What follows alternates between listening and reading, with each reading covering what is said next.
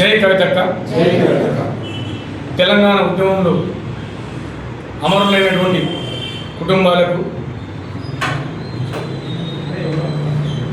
అమరవీరుల కుటుంబాలకు మరి కాంగ్రెస్ పార్టీ అధికారంలోకి వచ్చిన తర్వాత మరి ఎంతో వాళ్ళని హక్కున చేసుకొని గౌరవిస్తామని, అదేవిధంగా 250 గజాలు భూమి ఇళ్ల స్థలాన్ని ఇస్తామని చెప్పేసి ఎన్నో వాగ్దానాలు చేసిన కాంగ్రెస్ ప్రభుత్వం, రేవంత్ రెడ్డి గారు మరి గద్దెనెక్కిన తర్వాత అధికారంలోకి వచ్చిన తర్వాత మరి ఆ అన్నింటినీ విస్మరించిన సంగతి మనందరికీ తెలుసు.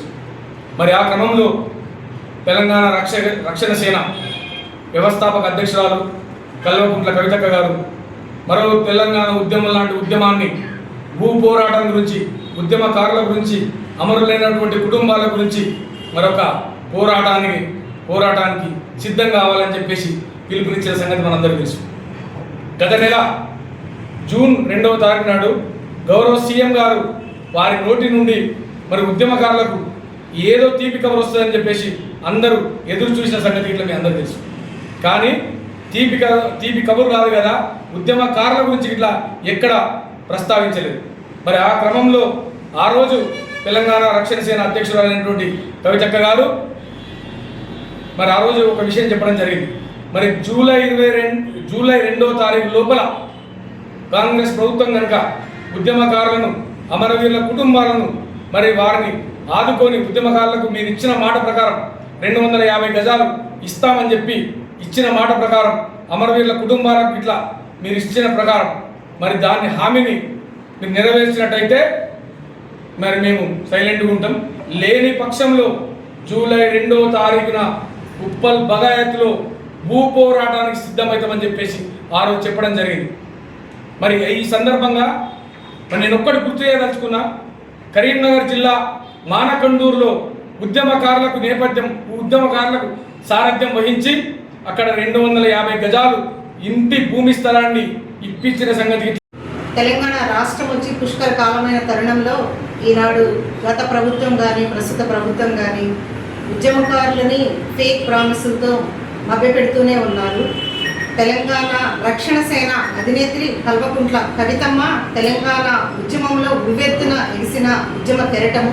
ఈరోజు తెలంగాణ రాష్ట్రానికి కవితమ్మ అమ్మాయి ఈ రోజున ఉద్యమకారుల గోస బాధ తెలుసు కాబట్టే ఈ రోజున జూలై 2వ తారీఖున ఉప్పల్ బగాయత్లో ఉద్యమకారుల భూ పోరాటానికి అక్కగారు తెలంగాణ రాష్ట్ర వ్యాప్తంగా పిలుపునిచ్చి ఉన్నారు.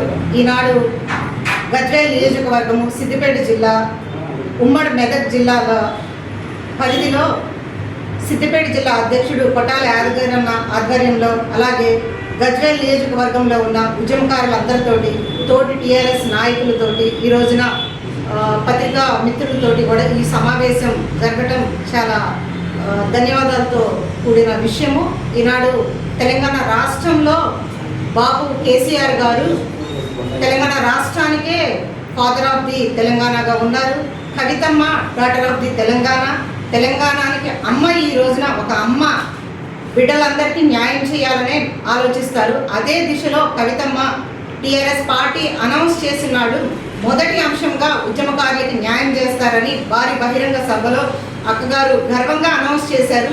అదే రీతిలో ఉద్యమకారులకి న్యాయం చేయాలని చెప్పేసి ఉద్యమకారుల ఆకాంక్షలు సాధన మొదటి ధ్యేయంగా, మొదటి పనిగా పెట్టుకొని ఈ రోజున అక్క ఉద్యమకారులకి న్యాయం చేసే దిశలో భూ పోరాటానికి పిలుపునిచ్చి ఉన్నారు. తెలంగాణ రాష్ట్ర వ్యాప్తంగా ఉన్న ఉద్యమంలో పాల్గొన్న సబ్బండ వర్గాలు, ఉద్యమకారులకు గత ప్రభుత్వం, ప్రస్తుత ప్రభుత్వం ఎలాంటి న్యాయం జరగలేదనే విషయం అందరికీ తెలిసిందే.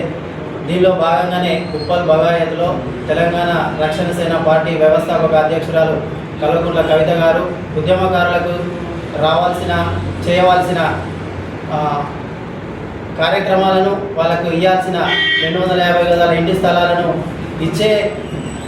ఇస్తామని చెప్పి అధికారంలోకి వచ్చిన తర్వాత ఉద్యమకారులను విస్మరించడం ఎలాంటిది సమంజసం కాదని తెలియజేస్తూ, ఈ భూ పోరాటానికి తెలంగాణ రాష్ట్రం నుండి, ముఖ్యంగా సిద్దిపేట జిల్లా నుండి ఉద్యమకారులు, వారి కుటుంబ సభ్యులు భారీ ఎత్తున పాల్గొని విజయవంతం చేస్తామని తెలియజేస్తున్నాం.